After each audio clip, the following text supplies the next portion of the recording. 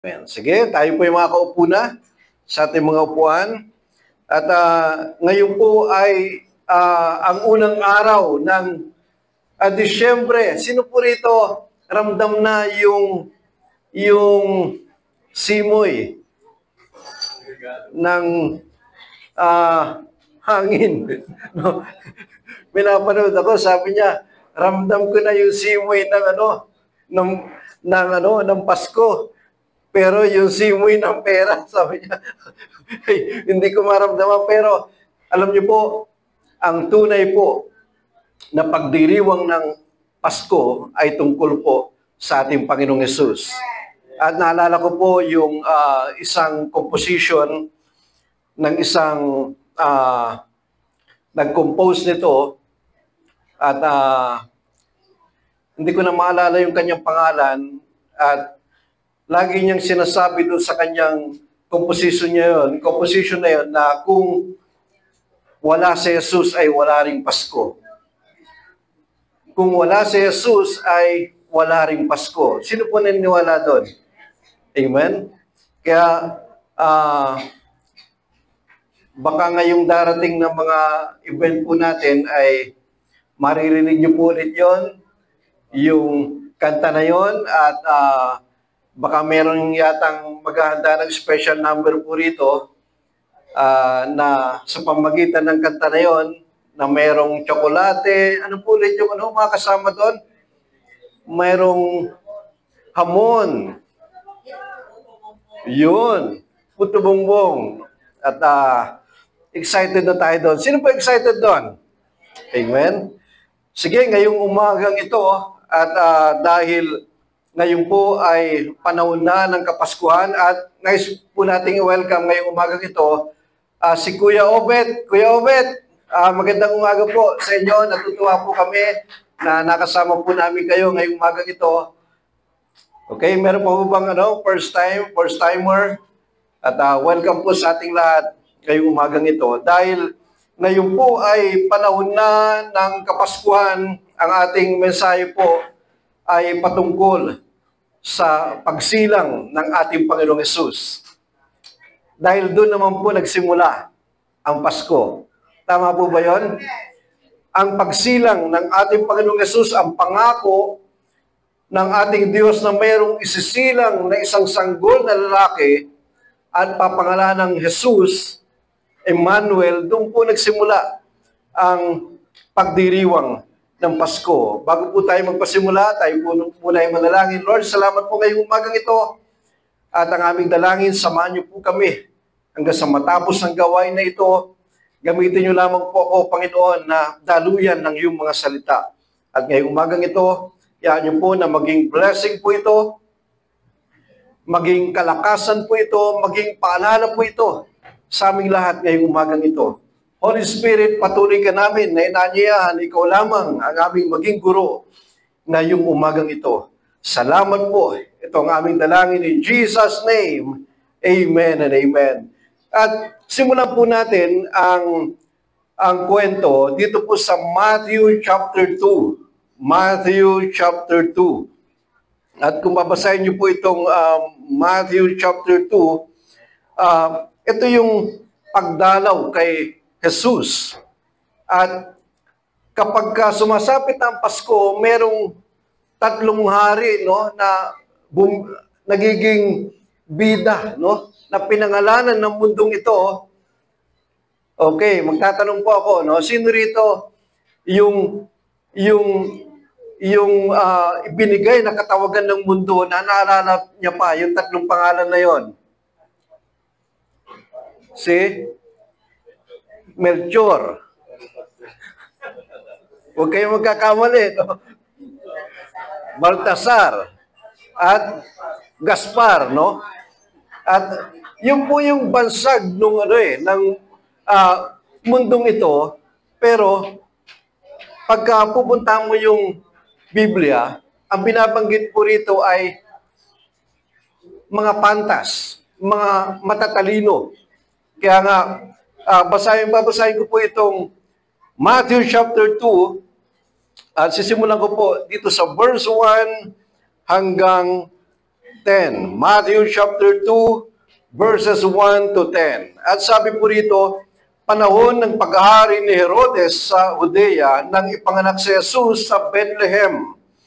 Nang siya isilang, may mga matatalinong taong mula pasasilangan ang dumating sa Jerusalem. Verse 2, nagtanong-tanong sila, nasaan ang pinanganak na hari ng mga Hudyo? Nakita namin sa silangan ang kanyang bituin, kaya naparito kami upang siya'y sambahin. 3. Nang mabalitaan ito ni Haring Herodes, siya'y naligalig, gayon din ang buong Jerusalem. 4. Kaya tinipon niya ang lahat ng mga punong pari at mga tagapagturo ng kautusan at sila'y tinanong, saan ba isisilang si Kristo? 5. Tumugon sila sa Bethlehem po, sapagkat ganito po ang sinulat ng propeta. 6. At ikaw, Bethlehem, sa lupain ng Juda ay hindi pinakahamak sa mga pangunahing bayan ng Huda, sapagkat sa iyo magmumula ang isang pinuno na mamamahala sa aking bayang Israel. 7. Nang mapatid ito ni Herodes, palihim na ipinatawag ni Herodes ang mga matatalinong tao at inusisa kung kailan lumitaw ang bituin. 8. Pagkatapos sila ay pinapunta niya sa Bethlehem na ganito ang bilin, hanapin ninyong mabuti ang sanggol. Kaya sabi rito, tuloy tayo, kapag natagpuan ninyo siya, ipagbigay alam ninyo agad sa akin upang ako man ay pumunta roon at sumamba rin sa kanya. Pero iba ang purpose po ni Herodes. Sinabi lang niya yun para hanapin din ng mga matatalinong tao kung saan sinilang si Jesus at ang plano niya ay patayin ang sanggol na isinilang. Verse 9 and 10, at sabi po rito, pagkarinig sa bilin ng hari, sila'y nagpatuloy na sa paghahanap, sila'y pinangunahan ng bituing nakita nila mula sa silangan. Ganun na lamang ang kanilang kagalakan nang makita nilang tumigil ang bituin sa tapat ng kinaroroonan ng bata. Paano nila natagpuan ang sanggol na isinilang? Sa pamagitan po ng bituin. Bituin. Sino rito nakakita na ng star? Star. 3, 4, 5. Okay, sige. Pagka lumabas kayo sa gabi, meron kayong makikita ng mga star, no? Mga bituin. At ngayong umagang ito, yung star, yung po yung naging guide nila para matagpuan po nila yung sanggol na isinilang. Ang pamagat ng ating pag-uusapan, dahil ngayon po ay panahon na ng Kapaskuhan, ay Christmas, Christ, Mass. Okay po ba yun? Christmas, Christ, Mass, no? At ngayong umagang ito, magbibigay lang po ako ng 3 bagay na aral po mula po sa kapanganakan ng ating Panginoong Hesus, sa pagsilang ng ating Panginoong Hesus. Una po, dito po ang naging guide po nila ay yung bituin sa silangan at natagpuan nila ang sanggol. Number 1 lesson ngayong umagang ito, Christ must be our guide. Amen. Sa buhay po natin, kung meron po dapat tayo na magiging guide sa buhay po natin, wala pong iba, kundi ang ating Panginoong Hesus. Amen po ba? Kaya nga, ano ang landas na nais ng Diyos sa buhay po natin? Magbibigay lang po ako ng maraming landas, pero 2 lang po yung ibibigay ko ngayong umagang ito. Ano po ba yung mga landas na nais ng Diyos sa buhay po natin? Una po, dito sa aklat po ng mga awit, dito sa chapter 23, verse 2, sabi po rito, ito yung ang aking pastol, ang mabuting pastol. Sabi po rito, verse 2, pinapahimlay niya ako sa luntiang pastulan at inaakay niya sa tahimik na batisan. Ganun po ang ating Panginoon, tayo po inaakay sa tamang landas ng buhay. At dito sa 23, sabi po rito, pinapanumbalik ang aking kalakasan at pinapatnubayan niya sa tamang daan. Tamang daan. Pwede bang sabihin mo, tamang daan? Tamang daan. Upang aking parangalan ang kanyang pangalan. Mga kapatid, una po, na landas na nais ng Diyos sa buhay po natin ay ang landas po ng katuwiran. Amen. Ang landas po ng katuwiran. Sino po rito nagsasabi na siya po ay walang nagagawang kasalanan? Wala po. Pero kung meron tayong magiging guide sa buhay po natin, si Jesus. Amen? Amen. Kung meron pong magiging gabay sa buhay po natin para po sa landas ng katwiran, wala pong iba kundi si Jesus. Pangalawa po, na landas po na nais ng Diyos na maranasan po natin, sabi po rito, doon pa rin sa aklat po ng mga awit, sa chapter 23 verse 6, sabi po rito, kabutihan pag-ibig mo sa akin di magkukulang. Siyang makakasama ko habang ako'y mabubuhay at magpakailanmay sa bahay ni Yahweh mananahan. Sa ibang salin, ganito po ang pagkakasalin, surely your goodness and love will follow me all the days of my life, and I will dwell in the house of the Lord forever. Alam niyo po, ito po yung pangalawang landas sa nais ng Diyos ng buhay po natin. Landas po ng pagpapala. Amen. Amen? Sino po rito gusto ng blessing? Taas ang kamay. Taas po natin ang ating kamay. Amen? Alam niyo po, pag sinabing blessing, malawak po na salita ito. Hindi lang po ito sa pera. Ang kapayapaan ay blessing. Ang financial ay blessing. Amen?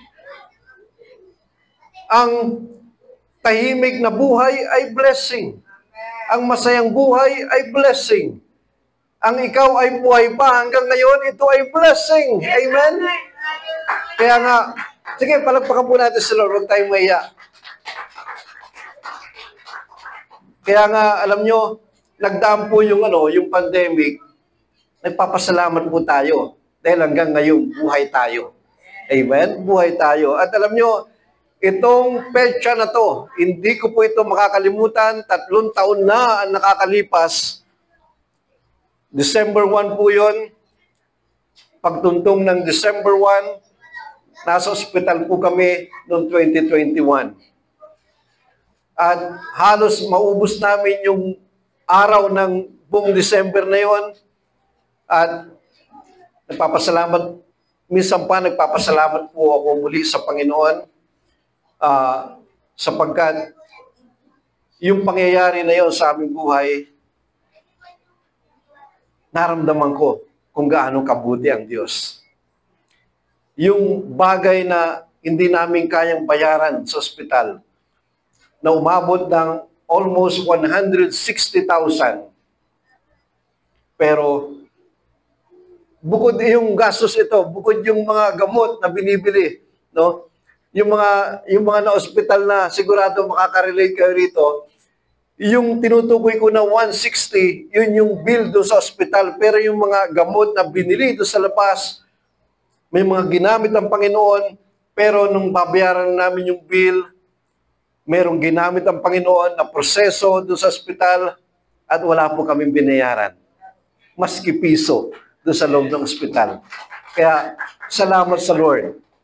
Kaya nga, alam nyo, ito po yung landas na nais ng Diyos sa buhay po natin, na yung landas po ng katwiran.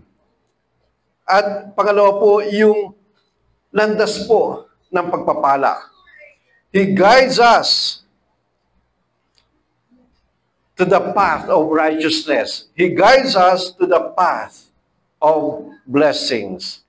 Amen? Kaya nga, unang aral po ngayong umagang ito, Christ must be our guide. Number 2, pangalawang bagay, ngayong umagang ito, at alam po natin na merong pangako ang Diyos dito po sa Isaiah chapter 9 verse 6. Isaiah 9 verse 6, sabi po rito, sapagkat isinilang ang sanggol na lalaki para sa atin. Ibibigay sa kanya ang pamahala at siya ay tatawaging kahangahangang tagapayo, makapangyarihang Diyos, walang hanggang Ama, prinsipe ng kapayapaan. Amen? Everlasting Father, Prince of Peace. Kaya, ngayong umagang ito po yung pangalawang bagay. Christ must be our source of peace. Amen? Christ must be our source of peace. Kaya nga, kung matatanong po ako, sino po rito ang gusto ng magulong buhay? Wala po. Meron po ba rito gusto niya magulong buhay? Wala po. Pero pagka magtatanong po ako, sino po rito gusto niya tahimik na buhay? Amen. Pero alam niyo po, bagaman gusto po natin ng tahimik na buhay, minsan mayroong mga dumarating pa rin na kaguluhan. Yes. Amen. Minsan may mga dumarating pa rin na mga problema. Minsan may mga dumarating pa rin na mga suliranin. Kaya nga,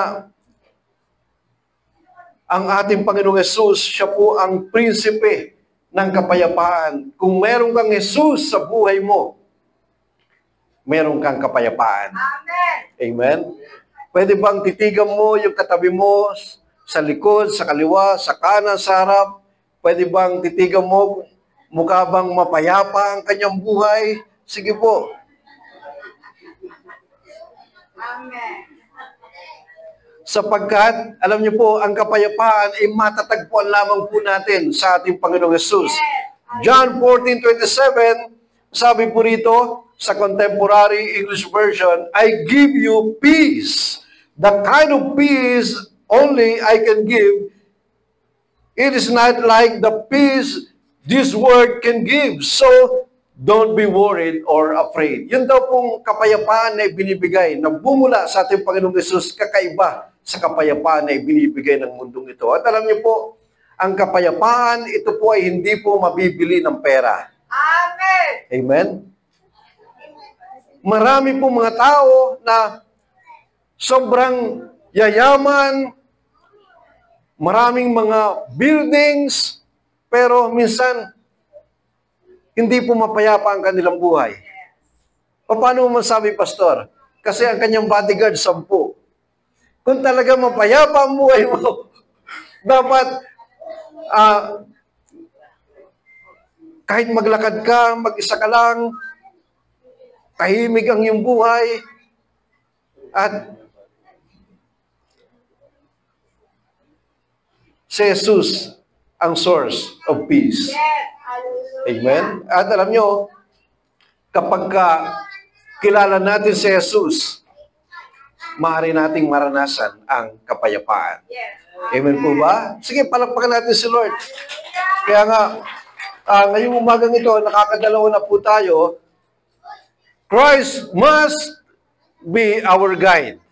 Number 2, Christ must be our source of peace. At ito po yung pangatlo. Yung pangatlo po at panghuli.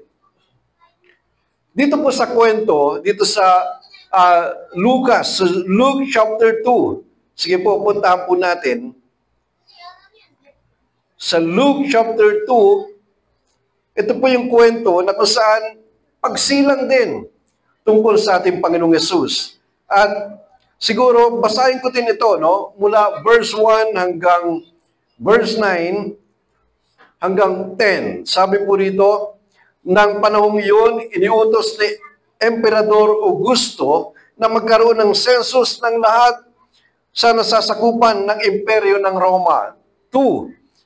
Ang unang census na ito ay ginawa ng si Cireneo, ang gobernador ng Syria. 3. Kaya't umuwi ang bawat isa sa sarili-sariling bayan upang magpatala. 4. Mula sa Nazareth, isang lungsod sa Galilea, si Jose ay pumunta sa Judea, sa Bethlehem, na bayang sinilangan ni Haring David, sapagkat siya ay mula sa angkan ni David. 5. Kasama niyang umuwi upang magpatala si Maria na kanyang magiging asawa na noon ay kabuanan na niya. 6, habang sila'y nasa Bethlehem, sumapit ang oras ng panganganak ni Maria. Alam nyo, para po sa mga kababaihan, sa mga nanay, sino po rito, makiki-agree po kayo sa akin, na kapag sumapit na yung panganganak, sabi nila, yung isang paa ay parang nanduroon sa isang hukay. Kasi may mga pagkakataon hindi nakakasurvive yung nanay na nanganganak. At meron na po akong mga kilala na nabuhay yung sanggol pero yung nanay hindi nakasurvive. Kaya nga dito dumating na po sa pagkakataon na si Maria sumapit ang oras ng kanyang panganganak. Verse 7, at alam nyo, merong isang kwento. Sino po rito gusto ng kwento? Amen. Tatatlo lang, wag na lang. Ulitin ko po. Sino rito gusto ng kwento? Okay. Wag na lang. At sabi po rito, verse 9. Verse 9. Sabi po rito, nung sumapit na yung oras ng panganak ni Maria, verse 7, sinilang niya ang kanyang panganay na isang lalaki, binalot niya sa lampin ang sanggol at inihiga sa isang sabsaban sapagkat wala ng lugar para sa kanila sa bahay panuluyan. 8, doon ay may mga pastol na sa parang na nagbabantay sa kanilang mga tupa ng gabing yun. May mga pastol daw doon na nagbabantay ng mga tupa. Verse 9, lumapit at tumayo sa kalagitnaan nila ang isang anghel ng Panginoon at nagliwanag sa kapaligiran nila ang nakakasilaw na kaluwalhatian ng Panginoon. Ganun na lamang ang kanilang pagkatakot. Natakot po yung mga pastol. Merong sa kalagitnaan nila, merong nagliwanag at nakakasilaw ito. At natakot po yung mga pastol. Verse 10, sabi po rito, ngunit sinabi sa kanila ng anghel, huwag kayong matakot. Ako'y may dalang magandang balita para sa inyo na magdudulot ng malaking kagalakan sa lahat ng tao. Sabi ng anghel, huwag kayong matakot. Ako ay may dalang magandang balita na magdudulot ng malaking kagalakan sa lahat ng tao. Ito po yung number 3. Dito sa kwentong ito po ay kwento ng pagsilang ng ating Panginoong Yesus. Dahil ngayon po ay Christmas, amen, Christ must be our source of joy. Amen? Christ must be our source of joy. Kaya nga alam nyo, hindi lahat po ng magpapasaya sa tao ay pera. Tama po ba yun? Hindi lahat po ng magpapasaya sa tao ay yung relationship niya sa kanyang mga mahal sa buhay.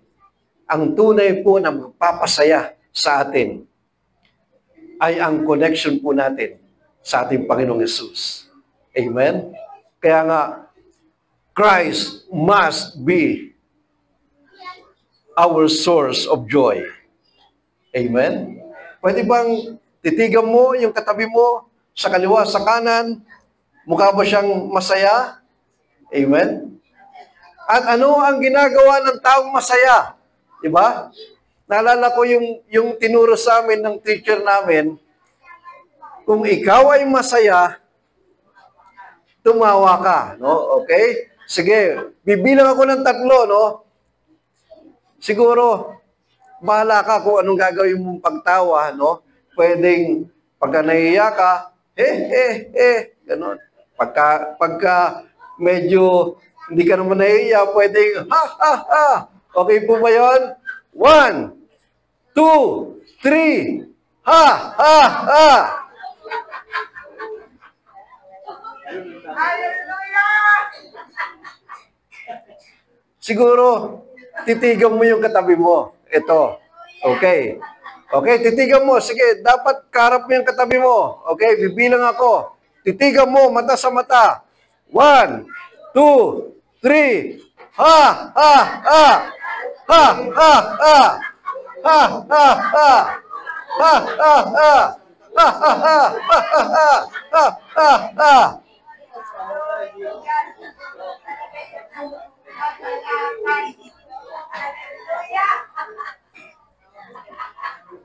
Minsan naglalakad po ako, meron akong nakita, nakatitig sa kanyang cellphone, tawa ng tawa, tawa ng tawa. At sabi ko, ano kaya yung pinagtatawanan nito? No? Mag-isa lang naman siya. No? Siyempre, dahil tawa siya ng tawa, natatawa na rin ako, tumawa rin ako. Tumawa rin ako. At pagtingin niya sa akin, tinignan niya ako. Akala ko magagalit. Pagtingin niya sa akin, tumawa rin siya. Nagtawaan kami dalawa. At minsan nanonood si Ate Rachel ng video. At tumatawa siya. Sabi ko, anong pinagtatawanan mo? Ito, panoorin mo ito. Panoorin mo. At alam nyo, sa mga panahon ng problema, minsan gagawa si Lord para ikaw ay pasayahin niya, maski sa mga maliit na bagay. Amen? Maski sa mga maliit na bagay. Hallelujah. Sapagkat Christ must be our source of joy. Christ must be our guide. Christ must be our source of peace. Amen? Kung gusto mo na ang buhay mo magkaroon ng tamang landas, gawin po natin si Jesus ang gabay po natin sa ating buhay. Kung gusto po natin ng buhay na mapayapa, si Jesus ang kailangan po natin. Kung gusto po natin ng buhay na maranasan natin ang kagalakan, kailangan huwag tayong aalis sa presensya ng ating Panginoong Jesus. Amen? Tayo po tayo